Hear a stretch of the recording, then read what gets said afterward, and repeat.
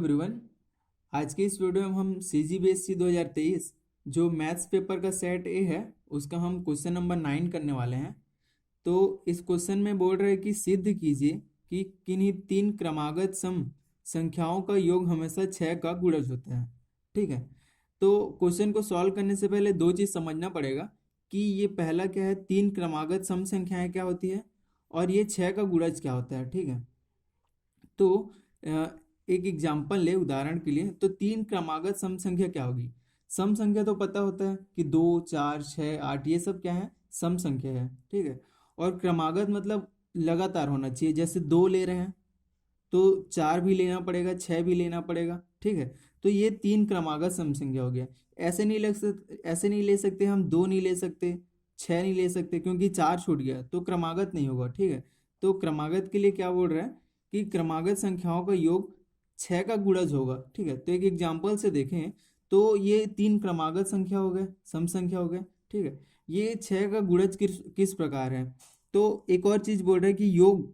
ठीक है, ये तीन क्रमागत संख्याओं का योग 6 का गुणज है। तो पहले योग कर लेते हैं, तो 2 + 4 + 6 ये क्या आ जाएगा, 12। ठीक है, तो 6 का गुणज होने के लिए क्या होना पड़ेगा, इसमें मल्टीप्लाई में 6 होना चाहिए। तो इसको हम कैसे लिख सकते हैं, और 6 × 2 लिख सकते हैं। ठीक है, तो ये समझ आ रहा है कि ये जो 6 है, मतलब ये जो 12 है वो 6 का गुणज है। ठीक है, तो वैसे ही हमें प्रूव करना है कि जो तीन क्रमागत संख्याएं हैं उनका योगफल 6 का गुणज कैसे होगा। ठीक है, ये तो हम एग्जाम्पल से समझ लिए कि इस प्रकार 6 का गुणज हो रहा है। ठीक है, तो क्या ये सबके लिए फॉलो होगा, ठीक है, उसको हम प्रूव करने वाले हैं। तो देखते हैं कि मान लेते हैं कि जो तीन क्रमागत संख्या है वो क्या है।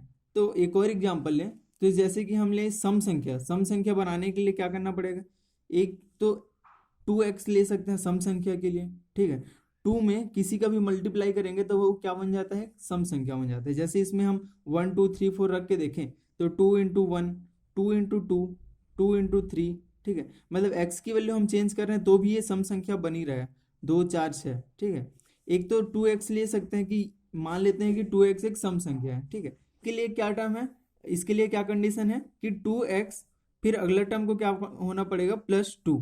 ठीक है, तो ये तो समझ आ रहा है कि हमें जो एक नंबर लेंगे, कोई सा भी लेंगे, x + 1 लें या 2x लें या कुछ भी लें, तो उसमें हमें +2 करना पड़ेगा ताकि जो नेक्स्ट टर्म है वो सम संख्या हो। ठीक है, अब देखते हैं इसको हम कैसे सॉल्व करेंगे।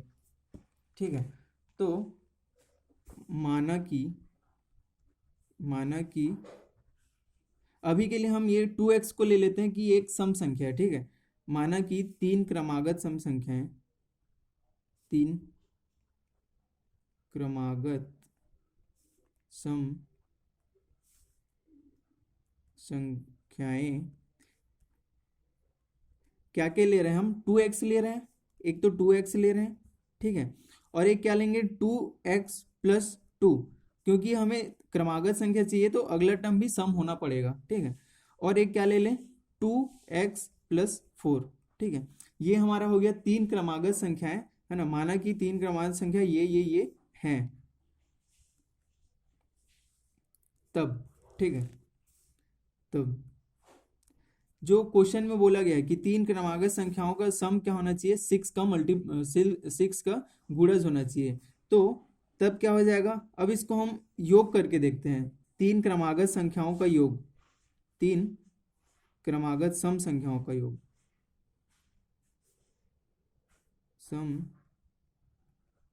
संख्याओं का योग,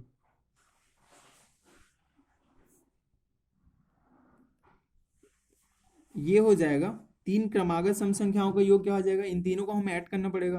तो 2x + 2x + 2 + 2x + 4। ठीक है, ये आ गया, हमें इसको योग करना है। तो ये हो गया, ये 2x 4x, और ये क्या आ जाएगा, 6x। मतलब ये आ जाएगा 6x + 2 और 4 6। ठीक है, ये आ गया, हम तीन क्रमागत संख्याओं का योग किए तो कितना आ गया, 6x + 2। अब इसमें हम क्या करते हैं, जो ये 6 है दोनों से हम कॉमन निकालेंगे तो क्या आ जाएगा, 6x + 1। ठीक है, तो जैसे यहाँ पर देख रहे हो कि 6 मल्टीप्लाई में है किसके, x + 1 के, तो ये क्या होगा, ये 6 का गुणज हो गया। ठीक है, तो हमें यही प्रूफ करना था कि ये 6 का गुणज है, ठीक है। तो यहाँ पर हमें ये तो हम जान लिए कि ये प्रूफ हो गया कि 6 का गुणज है। तो इसको हम एग्जाम्पल से भी समझा लेते हैं। माना x इक्वल टू क्या क्या पुट कर सकते हैं, 1 2 3 4 रखने पर, ठीक है।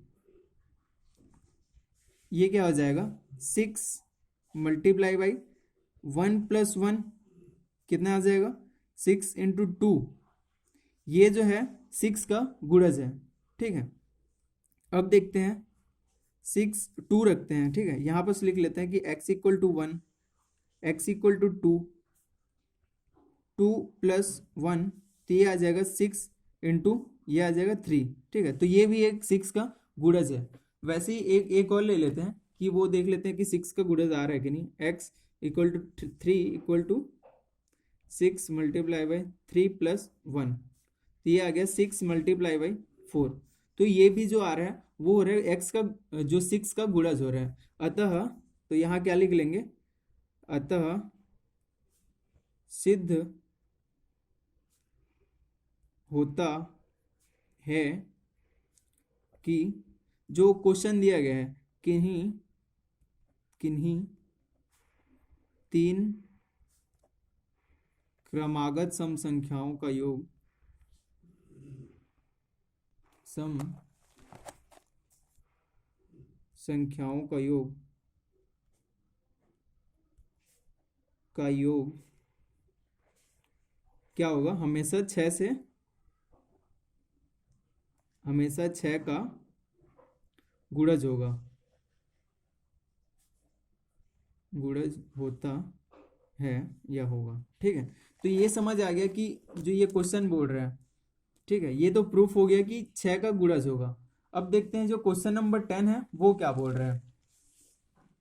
क्वेश्चन नंबर 10 है, ये सीजी बोर्ड का ही है, CGBSE 2023 सेट 1 में पूछा गया था। तो 6 सेंटीमीटर व्यास वाले अर्धवृत्त का आयतन हमें निकालना है, ठीक है।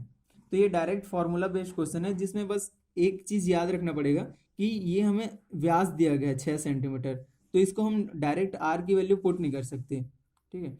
तो देखते हैं, यहाँ लिखना पड़ेगा दिया है क्या दिया है, जो अर्धगोला है उसका क्या दिया है, हमें व्यास दिया है। अर्धगोले का व्यास दिया गया हमें, व्यास मतलब जो होता है डायमीटर d, ठीक है। ये कितना दिया गया है, 6 सेंटीमीटर। अब तो क्या हो जाएगा, अर्धगोले का त्रिज्या क्या हो जाएगी, अर्धगोले की त्रिज्या क्या हो जाएगी, त्रिज्या जो r होता है वो d/2 होता है, जो व्यास का आधा होता है, ठीक है। जैसे ये एक गोला है, गोला और ठीक है, तो ये गोला है तो इसका जो व्यास होता है ये इतना होता है, मान लेते हैं सेंटर है तो इसका व्यास हो जाएगा इतना, ठीक है। तो जो त्रिज्या होगा वो क्या होगा, ये r मतलब 2r जो है त्रिज्या हो जाएगी, और ये इक्वल होता है डायमीटर के, जो ये पूरा है वो डायमीटर के इक्वल होगा, ठीक है। तो r इक्वल टू क्या आ जाएगा, d/2 मतलब व्यास बटे 2, है ना। तो व्यास हमें क्या दिया गया है, 6 सेंटीमीटर और बटे 2, तो ये हमें r निकल जाएगी, कितना निकल आएगा, 3 सेंटीमीटर। ये आ गया व्यास, सॉरी त्रिज्या, ठीक है। अब हमें पता है कि अर्धगोले का आयतन क्या होता है, अतः इसलिए अर्धगोले का आयतन क्या हो जाएगा, गोले का आयतन, ठीक है। अर्धगोले का आयतन का फॉर्मूला ये होता है 2.3 pi r cube, 2/3 pi r cube, ठीक है। तो ये आ जाएगा 2/3, पाई की वैल्यू ये रख भी सकते हैं 22/7 जो होता है ना। और ये आर की वैल्यू कितना है, 3 का क्यूब। अब इसको सॉल्व करेंगे तो क्या आएगा, 2/3 गुणा 22/7 गुणा, ये 3 को 3 बार मल्टीप्लाई के रूप में लिख सकते हैं, ठीक है। ये आ गया। अब देखते हैं इसको सॉल्व करेंगे तो आएगा क्या। तो ये 3 है और ये 3 है, वो तो कैंसिल आउट हो जाएगा। अब देखते हैं इन दोनों को मल्टीप्लाई करते हैं, तो 2 × 22 और इसमें 9 का मल्टीप्लाई करेंगे तो वो आ जाएगा 3 6, ठीक है। अब ये डिवाइडेड में क्या है, 7 है।